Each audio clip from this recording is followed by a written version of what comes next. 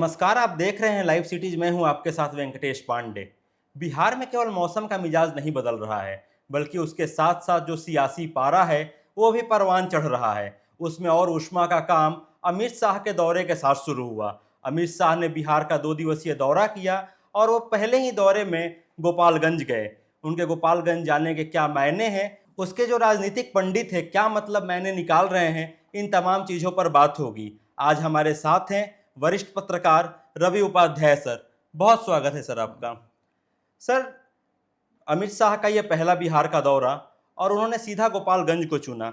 हम जानते हैं कि गोपालगंज बिहार के पूर्व मुख्यमंत्री आरजेडी के संस्थापक लालू यादव की जन्मभूमि रही है। इसका क्या राजनीतिक संदेश है? अमित शाह क्या मैसेज देना चाहते थे सर? देखिए, सबसे बड़ी बात हमको ये समझना होगा और लाइव सिटीज़ के व्यूवर्स को भी इस बात को समझना पड़ेगा कि अमित शाह जो भारतीय राजनीति के चाणक्य के रूप में जाने जाते हैं और विशेष करके बिहार के कंटेक्स्ट में, बिहार के संदर्भ में अगर आप देखेंगे और समझना चाहेंगे तो एक एक डिसीजन बगैर अमित शाह से पूछे भारतीय जनता पार्टी नहीं करती है। और जब अमित शाह का 2 दिवसीय कार्यक्रम बीते दिन बिहार में हुआ तो आपने देखा 29 और 30 मार्च को वह बिहार में थे।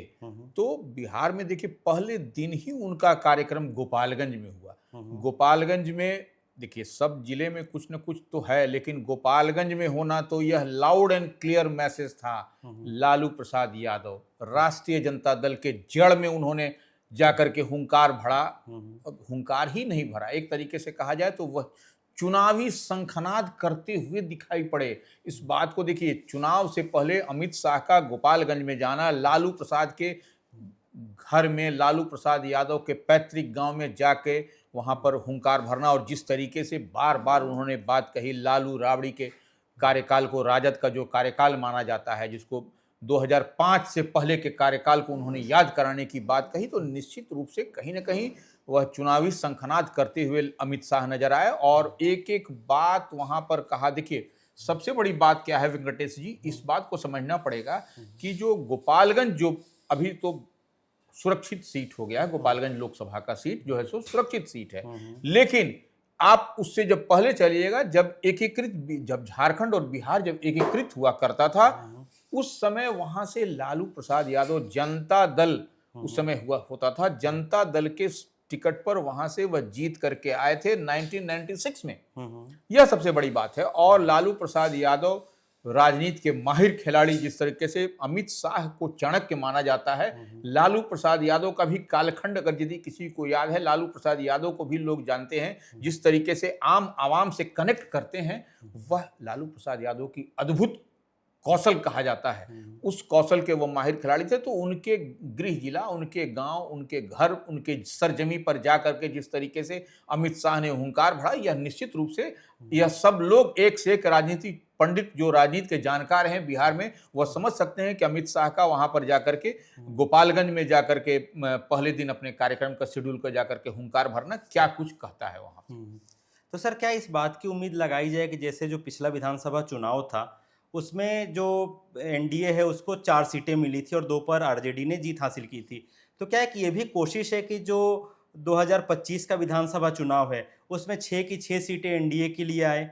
देखिए, निश्चित रूप से आप इसको ऐसे भी हम लोग समझ सकते हैं कि जो बीते विधानसभा का चुनाव, आप जैसे 2000 की बात हम लोग कर रहे हैं, तो 2000 में जब जिस समय उस समय जब चुनाव हुआ था, उस समय आरजेडी के खाते में इस गोपालगंज लोकसभा सीट की हम अगर बात करें तो वो जो है सो वहां पर 2 ही सीट आपको मिल सकी थी आरजेडी को, एक हथुआ और दूसरा बैकुंठपुर। तो और उसके बाद से 4 जो सीट होती है लोकसभा क्षेत्र में, वह 4 सीट पर 2 भारतीय जनता पार्टी और 2 जनता दल यूनाइटेड को का कब्जा हुआ था। तो ये इस बार भारतीय जनता पार्टी का जो नारा है कि 2025 में जो है सो 225, यही उन लोगों का नारा है। तो अब इन लोगों का अपने नारा पर जो है सो ये जो 243 विधानसभा का सीट है, 225 का वो लोग दावा कर रहा है, तो उसमें स्ट्राइक रेट निश्चित रूप से बढ़ाना होगा। 2 अगर यदि आरजेडी अगर यदि ले ली तो 6 का 6 सीट में आप जो सो लोकसभा का विधानसभा पड़ रहा है, 6 विधानसभा, तो उसमें आपको क्या चाहिए? तो आपको तो यह रणनीति आपकी जो चाणक्य नीति है वह निश्चित रूप से होगी कि हम 6 का 6 लें, लेकिन वहां पर लालू प्रसाद यादव के गृह जिले में जाकर के आप इस तरीके से नहीं कर सकते कि वहां का 6 सीट आप जो है सो विधानसभा का सीट आप जो है सो निकाल लीजिएगा। या निश्चित रूप से अब तो जैसे लालू प्रसाद यादव की पार्टी की कमान उनके पुत्र तेजस्वी प्रसाद यादव जो नेता प्रतिपक्ष हैं उनके हाथ में है। अब लालू प्रसाद यादव का निश्चित रूप से वो बड़े नेता हैं और अभी भी राजद के राष्ट्रीय अध्यक्ष हैं, लेकिन आप इस बात को समझिए कि तेजस्वी जिस तरीके से स्ट्राइक करते हैं, जिस तरीके से पेनिट्रेट करते हैं, तो वो इस बात को समझना पड़ेगा कि आप उसको हल्के में नहीं ले सकते। इसी लिहाज से अमित शाह की रैली जो बीते दिन गोपालगंज में हुई 29 तारीख को, वह कहीं ना कहीं इस बात पर मुहर लगाती है कि वह 6 सीट जो विधानसभा का है गोपालगंज सुरक्षित लोकसभा क्षेत्र में, वह हमको लेना है। और तमाम कद्दावर चेहरे आपको अमित शाह के साथ में दिखाई पड़े। जो भी गोपालगंज से पहले पूर्व सांसद जनक राम जो अभी मंत्री हैं बिहार में, वह भी थे आपको मंच पर। तो इसे माने इसलिए हम कह रहे हैं कि माने तमाम चेहरे आपको गोपालगंज की रैली में दिखाई पड़े। यह एक बड़ी बात है और यही समझने वाली बात है। अब इसी पासा को अमित शाह पलटना चाह रहे हैं। वह चाह रहे हैं कि 6 की 6 सीट जो है सो माने एनडीए ब्लॉक में चली आए। ये अब देखने वाली बात होगी कि वहां की जनता क्या निर्णय लेती है, क्या किस ओर झुकाव उसका होता है। सर, कई जो एक्सपर्ट्स हैं वो ये भी कहते हैं कि जिस समय तेजस्वी और बाकी लोगों के जो नए नेतृत्व है उसमें अब आरजेडी की कमान है। जो लालू और राबड़ी के वक्त का जो समय रहा है जंगल राज का, तो वो था।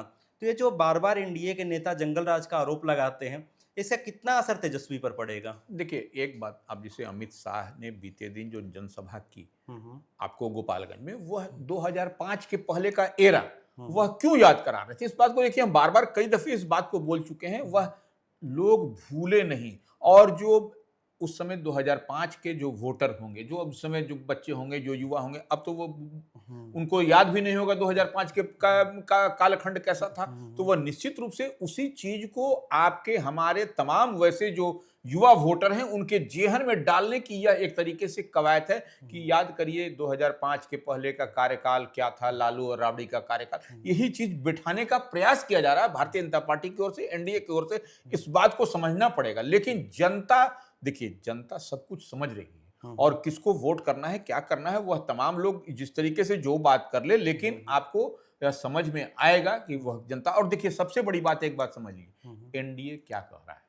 एनडीए जो बिहार एनडीए है, बिहार एनडीए में अभी ये जो 5 जो अलायंस पार्टनर हैं, अब सबसे बड़ी पार्टी अब देखिए भारतीय जनता पार्टी है, उसके बाद से नीतीश कुमार की जेडीयू है, जनता दल यूनाइटेड है, राष्ट्रीय लोक मोर्चा उपेंद्र कुशवाहा की पार्टी है, लोक जनशक्ति पार्टी रामविलास जो चिराग पासवान की पार्टी है वह है, और हिंदुस्तानी आवाम मोर्चा जो केंद्रीय मंत्री हैं जीतन राम मांझी, उनकी पार्टी। तो ये 5 पांडव इनको लोग कहता है कि 5 पांडव हैं जो बिहार में एनडीए को चला रहे हैं, जो चल रहा है। तो लेकिन सवाल ये है कि ये अमित शाह सिर्फ आए और सिर्फ आपको जनसभा करके गोपालगंज में चले गए और पटना में कार्यकर्ताओं से और तमाम जो एनडीए के तमाम बड़े शीर्ष नेता उनसे मिल बैठ के, देखिए अमित शाह जब आते हैं तो कोई सिर्फ मिल बैठ के बात नहीं होती है, उसमें कई सारे बात बंद कमरे में हुई।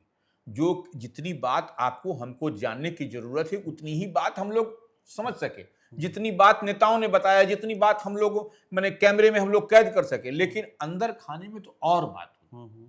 अब हम उस पर आएंगे, लेकिन इतनी बात तो सही है कि अमित शाह का बिहार आगमन इसी तरीके से नहीं हुआ है। बहुत कुछ आपको दिखाई पड़ रहा है जो कि तेजस्वी यादव जो नेता प्रतिपक्ष हैं, लालू अब आरजेडी की पूरी तरीके से कमान उन्हीं के हाथों में है, वह कर रहे हैं। वह सटायरिकल वे में चुटकी लेते हुए तेजस्वी यादव नेता प्रतिपक्ष ने कहा है कि बिहार को इन ऐसे नेताओं ने पर्यटन केंद्र बना दिया है। यही ना है कि पर्यटन केंद्र बना दिया है कि वो पर्यटन के रूप में आते हैं और यहाँ से विचरण करके चले जाते हैं। तो और अब जैसे कि अमित शाह ने कहा कि अब जो है सो जो सरकार बनेगी वह बाढ़ से मुक्त कर देंगे। भैया ऐसा है कि बाढ़ तो की जो त्रासदी है, लोग बिहार के लोग और विशेष करके उत्तर बिहार के लोग तो भूल ही नहीं पाते हैं। या तो कहने वाली कैसे होगा जब तक कि आपको नेपाल से समझौता नहीं होगा, यह तब तक तो हो नहीं सकता क्योंकि इंटरनेशनल मुद्दा है ये हमारे आपके कहने से भी डिस्कशन समाप्त नहीं होगा। और वही बात, उसी बात पर चुटकी लेते हुए आरजेडी के कई बड़े और कद्दावर नेता इस पर चुटकी ले रहे हैं। अमित शाह कैसे कह रहे हैं कि जो है सो बाढ़ से मुक्ति दिला देंगे। तो यह एक समझने और सोचने वाली बात है। सर, आपने एनडीए में 5 पांडवों का जिक्र किया। कल अभी अमित शाह बिहार से गए भी नहीं थे कि जो बीजेपी की तरफ से जो वीआईपी के सुप्रीमो हैं, उनको ईद का निमंत्रण दिया गया। जो दानिश इकबाल हैं, उन्होंने ईद के लिए आमंत्रित किया। ये क्या संदेश है? पिछले दिनों वीआईपी के जो नेता हैं, उन्होंने कह भी दिया था कि हम 60 सीटों पर चुनाव लड़ेंगे। मुकेश सहनी ने बहुत सीधे तौर पर कहा था। क्या संदेश है? किसी छठे की आमद दिख रही है एनडीए में? देखिए, आमद तो अभी हम नहीं कह सकते, अभी चुनाव से बहुत पहले का वक्त है, इसलिए अभी इस लिहाज से। लेकिन देखिए, हर राजनीति तो संभावनाओं का खेल है, इससे आप इनकार नहीं कर सकते, नंबर एक बात। और नंबर दो बात कि आप यह कोई टेकन फॉर गारंटी नहीं है कि कोई इधर से उधर नहीं जाएगा, कोई इधर से इधर नहीं जाएगा। जिसको जहां कंफर्ट जोन मिलेगा, कंफर्ट जोन कहने का मतलब कि पॉलिटिकली अगर यदि कंफर्टेबल है कोई आदमी, तो वो आदमी इधर से उधर जाएगा, इसमें कहां कोई इफ बट है। तो निश्चित रूप से आप son of Mallah Mukesh Sahani Mahagathbandhan India bloc के घटक दल अलायंस पार्टनर, मजबूत पार्टनर हैं, और वो दावा भी करते हैं हमको 60 सीट पर हम लड़ेंगे, उनकी पार्टी लड़ेगी और उनको डिप्टी सीएम बनाया जाएगा। यह सब ठीक है, लेकिन कहीं ना कहीं हम बार बार एक बात कहते हैं, कंफर्ट जोन। तो कंफर्ट जोन का मायने समझा जा सकता है। और निश्चित रूप से एनडीए, विशेष करके बिहार एनडीए, आपको ऐसे ऐसे लोगों को, ऐसे ऐसे जो आपको दिखाई पड़ते हैं, उनको फंसाने के लिए हर तरकस का हर वो तीर आपको निकालती हुई दिखाई पड़ेगी आने वाले समय में, जिससे कि उनका घटक दल, उनका अलायंस इंडिया का मजबूत हो। शुक्रिया सर, आपने हमें वक्त दिया। सर की ही बात को आगे बढ़ाते हुए, अगर मैं भूगोल का छात्र होता तो बिल्कुल ये कहता कि कभी भी जो 2 ध्रुव हैं, नॉर्थ पोल और साउथ पोल, नहीं मिल सकते हैं। लेकिन राजनीति में सब कुछ तो कंफर्ट जोन पे चलता है। चाहे वो कोई भी पोल हो, वो आपस में मिल सकते हैं। ऐसे ही तमाम चर्चाओं के लिए और खबरों के लिए देखते रहिए लाइव सिटीज़। शुक्रिया।